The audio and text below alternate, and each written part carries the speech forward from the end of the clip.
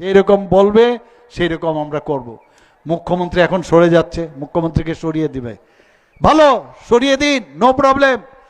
কিন্তু ওই সাম্প্রদায়িক সুরসুরি লোক চলে যাচ্ছে, হাঁটছে না, থাকছে না, ধরে রাখতে হবে। আগে আমার কাছে ডেপুটেশন দিতে এসেছিলেন, ডেপুটেশন দিতে এসে বলছেন কি ব্যাপার, 5-6 দিন ধরে আমার সাথে। আমি বললাম ঠিক আছে, আসুক, দেখা করুক, নো প্রবলেম, আমি সবসময় সম্মান করি। আসার পরে আমাকে বললেন যে এরকম।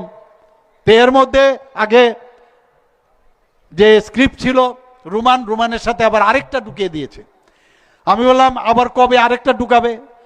এইভাবে ঢুকিয়ে ঢুকিয়ে আর কতজনকে আটকাতে পারবে না তোমরা?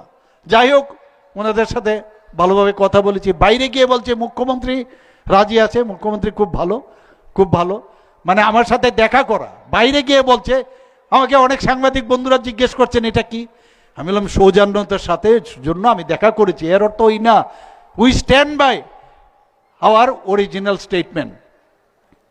কোনো অবস্থায় আমাদের কেন্দ্রের নেতৃত্ব কোনো অবস্থায় রোমান স্ক্রিপ্টকে মান্যতা দেয় না। যত বড় আন্দোলনই হোক তাতে কোনো লাভের লাভ হবে না। আমরা চাই ইন্ডিজিনাস দেবনাগরীবাদ, বাংলাবাদ, ভারতবর্ষের যে কোনো, যদি মনে করো যে কোনো স্ক্রিপ্ট রাজি না, তামিলনাড়ু একবার বলেছিলেন যে রাজি আছে, এখন আবার পিছিয়ে হটে গেছে। আমি বললাম নো প্রবলেম, তাহলে ইন্ডিজিনাস নিজেদের করো, আগামী দিন next generation. Otherwise next generation কি হবে? খালি সেই রোমান স্ক্রিপ্ট নিয়ে, ইংরেজি নিয়ে কথা। ইংরেজি ল্যাঙ্গুয়েজ একটা আলাদা, ইংরেজি শিখা একটা, কিন্তু এটাকে দেখুন কিভাবে মানে বিকৃতি করে বলছে, কিভাবে মানুষকে বোকা বানানোর চেষ্টা করছে। এইভাবে বছরের পর বছর এই জনজাতি কোমলমতি আমার ভাই বোন, আমার ছেলে মেয়েদের, তাদেরকে বিভ্রান্ত করেছে। আমরা এই যতগুলো টেররিস্টের আজকে এটিটিএফ, এনএলএফটি, তাদেরকে আমরা এই মাননীয় প্রধানমন্ত্রীজির নেতৃত্বে, অমিত ভাই যে নেতৃত্বে আজকে এখানে ত্রিপুরাতে যে মৌ হয়েছে, এর জন্য তাদের রিহ্যাবিলিটেশনের জন্য কে প্যাকেজ দিয়েছে? 250 কোটি টাকা আমরা দিয়েছি। মাঝখানে অন্যরা কি করে ঢুকবে?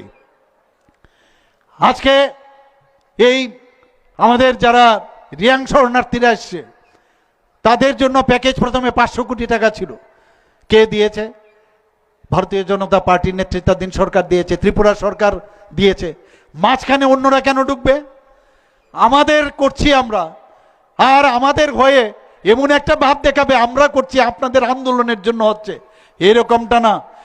আমরা দেখেছি দিল্লিতে অনেক আন্দোলন হয়েছে, কিছু কাজের কাজ কিচ্ছু হয় না।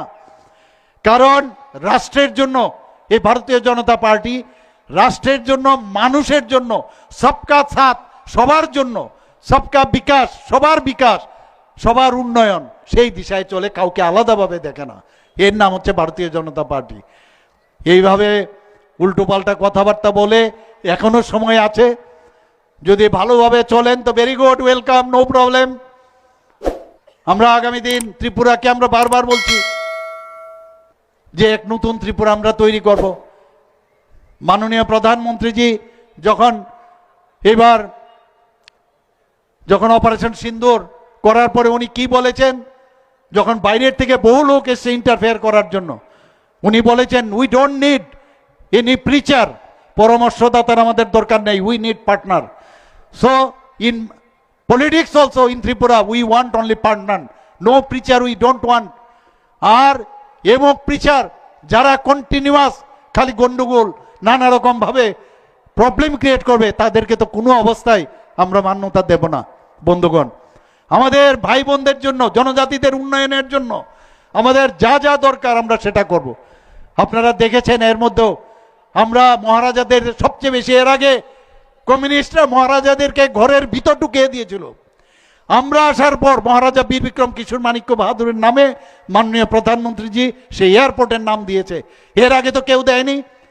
এখন সুযোগ এসছে, গণতন্ত্র এতদিন ধরে আপনাদের মনে পড়েছে, 2021-এর আগে আপনাদের তো খবরই নেই। সেই জায়গায় আমরা আপনাদের সম্মান দিচ্ছি। আজকে কামান চমনির যে একটা